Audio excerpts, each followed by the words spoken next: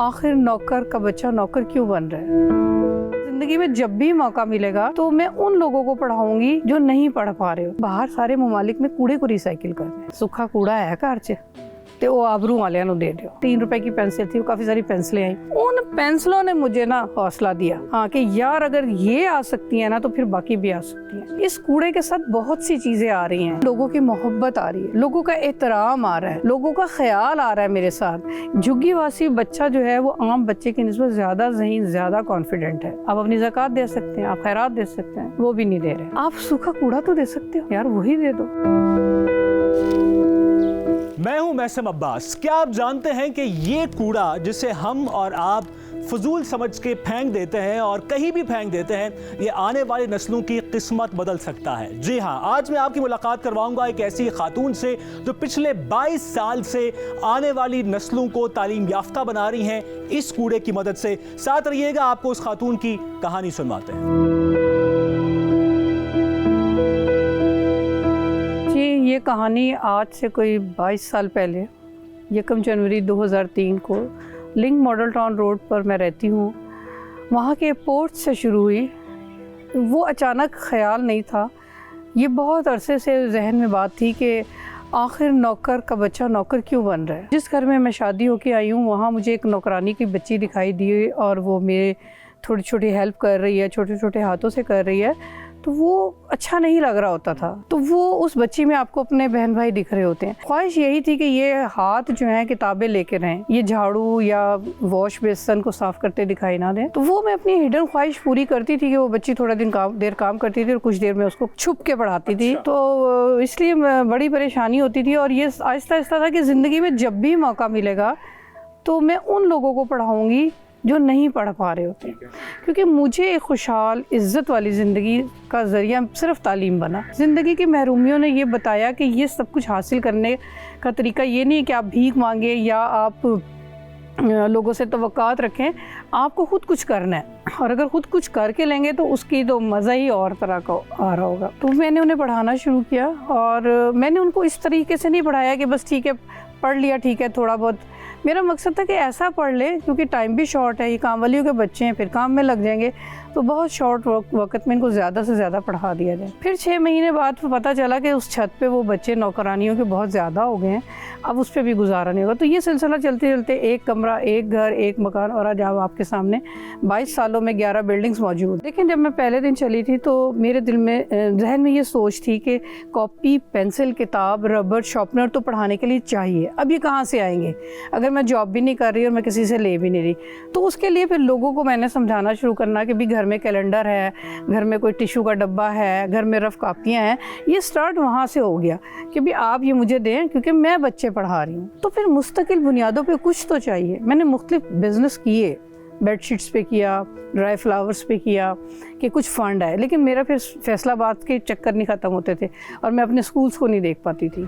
तो फिर समझ ये आई कि कुछ ऐसा हो जो बरकत वाला भी हो, वसी भी हो, पैसे भी ना लगें। एक दिन मैं इसीलिए परेशान थी, अब कुछ स्टाफ की सैलरी देनी थी, तो मुझे कहती कि तुम पैसों के लिए परेशान हो रही हो, तुम जितना अच्छा काम कर रही हो ये पैसों की वजह से बंद ना करना। तो मैंने कहा कि यार पैसा तो मेन है ना, तनख्वाह नहीं जाएगी तो ये तो भाग जाएंगी, तो अकेला कितना पढ़ाऊँगी। तो उसने कहा नहीं, तुम सुबह एक कूड़े के बारे में बात कर रही थी, बता रही थी कि यार ये असल पाकिस्तान ये नहीं है, ये जो है ना ऐसी। एक साथी कह रही थी कि डिफेंस से थी, हम इस मोड़ पे आए तो वहाँ कूड़ा था। तो उसने कहा कि that was not the real Pakistan, defence was not the real Pakistan, this is real Pakistan. तो उस वक्त मैंने उसे कहा कि काश मैं इस पर भी कुछ कर सकती। तो उसने कहा तुमने सुबह कहा था तुम कर सकती हो, तुम उस पर करो। मैंने कहा यार ये कैसे मुमकिन है। तो फिर उसने मुझे नेट पे जाके दिखाया कि बाहर सारे ममालिक में कूड़े को रिसाइकिल कर रहे हैं, तो तुम भी करो। तो फिर मैंने 1 घर पे फ़ोन किया, 2 में किया, अपनी फ्रेंड्स को, यार कुछ ऐसे जमा हो तो दो। लोगों ने शुरू में मजाक भी उड़ाया, कूड़ा मांगने के लिए फ़ोन किया ना। अच्छा। कि यार कोई सूखा कूड़ा, कोई गत्ता शत्ता जमा होना तो मुझे देना। उन्होंने कहा यार ये क्या, अब तू कबाड़ का काम शुरू कर दिया। तो मैं कहा यार चलो 2 तो सही ना। तो वो एक ने फिर मुझे फ़ोन किया कि मैं फिर कह के भूल भी गई। उसने मुझे फ़ोन किया रुबीना वो मंगा लो। तो वो मेरा एक ड्राइवर था, अब तो वो फौत हो गया बेचारा, अल्लाह दिता उसका नाम। साइकिल पे गया, लेके आया। मैं क्या एक ही लेके आया, कहना बाजी ने गत्ता दिता। मैं क्या जा बेच के आ। वो बेच के आया तो वो 30, 35, 32 यही रकम है, 30 के रेंज में। तो जब उसने ला के ऐप फाड़ू, मतलब था बेचारा जायज़, ऐप फाड़ू, बच्चा सा था, हमारे साथ पला था तो बड़ा फ्री भी था। मैं कहा ये क्या है? अब उसने मुझे 32-33 रुपये दिए, तो मैंने कहा अच्छा चल असरा कर जाए ना, दी पेंसिल लेके आ। अब वो पेंसिलें इतनी ढेर सारी आई, क्योंकि उस वक्त, अब तो पेंसिल महंगी है, तो उस वक्त मेरे ख्याल में 3 रुपये की पेंसिल थी, वो काफ़ी सारी पेंसिलें आई। उन पेंसिलों ने मुझे ना हौसला दिया, हाँ, कि यार अगर ये आ सकती हैं ना तो फिर बाकी भी आ सकती हैं। तो फिर हमने उसको बाकायदा तौर पे अपने एग्जेक्टिव मेंबर से और लोगों से मशवरा किया। वो थोड़े से तो आपको पता है हर बंदा इस कूड़े के अंदर तो नहीं करना चाहेगा। वो कहेगा कि अगर वो पढ़े लिखे नहीं है और तुम पढ़े लिखे तो फिर खड़े तो बराबर ही हो ना। लेकिन इस बराबरी को आज आप देख रहे हैं, फ़र्क देख रहे हैं। ज़कात, खैरात, और ये तो अभी हमारे पास आ रहा है। देखिए ना, हमारा जितना बड़ा ख़र्चा है, जितना बड़ा सेटअप है, अभी कूड़ा पूरा नहीं करता, कूड़ा उसका कुछ पोर्शन करता है। लेकिन उसके साथ मैं अभी अपनी एक और साथी को बता रही थी कि खाली लोग कूड़ा नहीं देते, इस कूड़े के साथ बहुत सी चीज़ें आ रही हैं। क्या आ रहा है? लोगों की मोहब्बत आ रही है, लोगों का एहतराम आ रहा है, लोगों का ख्याल आ रहा है मेरे साथ। इस कूड़े से सिर्फ कूड़ा ही नहीं बिक रहा, मेडिकल सेंटर चल रहा है, हमारा सैलून चल रहा है, हमारे जो है थ्रिफ्ट शॉप चल रही है। तो 3-4 बिजनेस और 10-12 लोगों को रोज़गार मिल रहा है। हमारे पास 11 सेंटर्स हैं, 2 लाहौर से बाहर हैं, सरगोदा में, वाकैंड इस्लामाबाद में, बाकी लाहौर में हैं। हम झुग्गियों में भी डायरेक्टली काम करते हैं। झुग्गी वासी बच्चा जो है वो आम बच्चे की निस्बत ज़्यादा ज़हीन, ज़्यादा कॉन्फिडेंट है, और जो उनकी शख्सियत बनाने में हमें मज़ा आता है, वो उसकी बात ही और है कि पता चलता है कि ये एक तब्दीली आ रही है। बच्चा यहाँ से गया, उसने मुझे फ़ोन किया कि मैडम मैं ना खाना काबा के पास हूँ।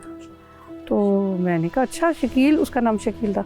यार तू उधर पहुँच गया? नहायत नालायक, नहायत बदतमीज़ी करता था, पढ़ता नहीं था, उसको सारी टीचर्स निकालती थी, मैं कहती थी नहीं यार जितनी देर पढ़ने दो।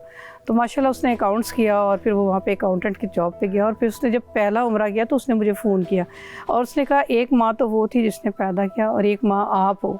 तो आप बताएं उस वक्त दुनिया कितनी हसीन लगती है। अपने बच्चे तो हसीन हर एक को ही लगते हैं, लेकिन ये बच्चे जो अल्लाह के नाम पे लिए हैं, तो अल्हम्दुलिल्लाह उसने तवाफ़ किया। माशाल्लाह मैंने किया कई दफ़ा तवाफ़, लेकिन जो उसका था वो मेरे लिए बहुत जो था ना काबिले फ़ख्र था। तो मेरा दिल चाहता है हर खित्ते में स्कूल हो। स्कूल के साथ साथ मेरे जो ख्वाब है वो ये कि जैसे जापान के लोग नंबर 1 हैं ईमानदारी पे, काम में, सब में, तो इस मुल्क का हर बच्चा वैसे ही दिखाई दिया जाए। तो हम तरबियती प्रोग्राम्स चाहते हैं करना, और उसके लिए कुछ वसाइल की कमी है। इंशाल्लाह अल्लाह ताला ने चाहा जी, अगर हुकूमत मेरे साथ इन्वॉल्व हो जाए तो मेरा फोकस यही है कि पढ़ाई से ज़्यादा मैं तरबियत को फ़ोकस करूं। मुझे अच्छे उसातिज़ा की सैलरी की मद में कुछ फैसिलिटीज़ मिल जाए, कुछ कन्वेंस में मिल जाए, ताकि मैं शफ़ल कर सकूं। अगर एक उस्ताद यहाँ रखा है तो 2 दिन वो यहाँ पढ़ाए तो 2 दिन आगे, क्योंकि एक ही उस्ताद से आप काफ़ी जगहों पे ट्रेनिंग प्रोग्राम्स कर सकते हैं।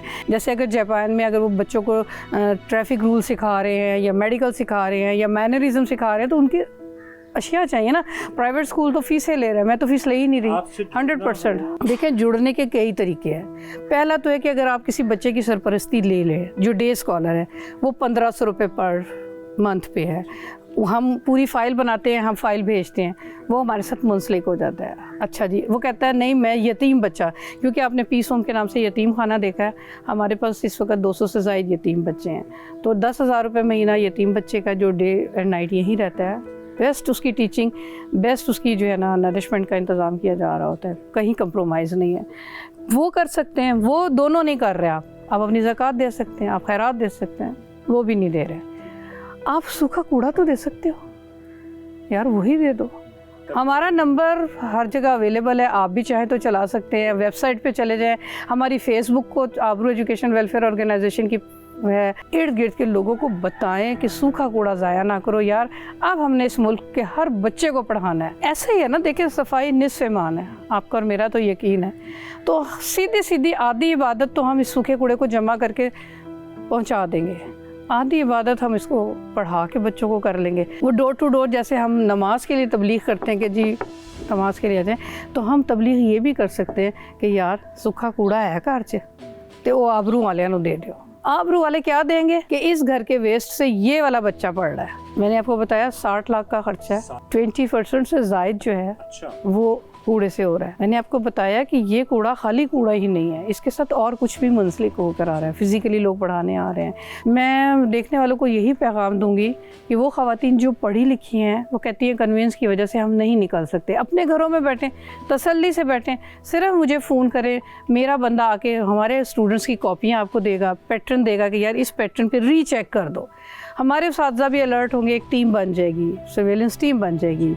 आप ऑनलाइन पढ़ाना चाहते हैं, हम आपको बताते हैं ये टॉपिक्स पे हमारे बच्चों को टीचर अवेलेबल है, क्योंकि टीचर की तनख्वाह नहीं अफोर्ड हो रही, आप ऑनलाइन पढ़ाते।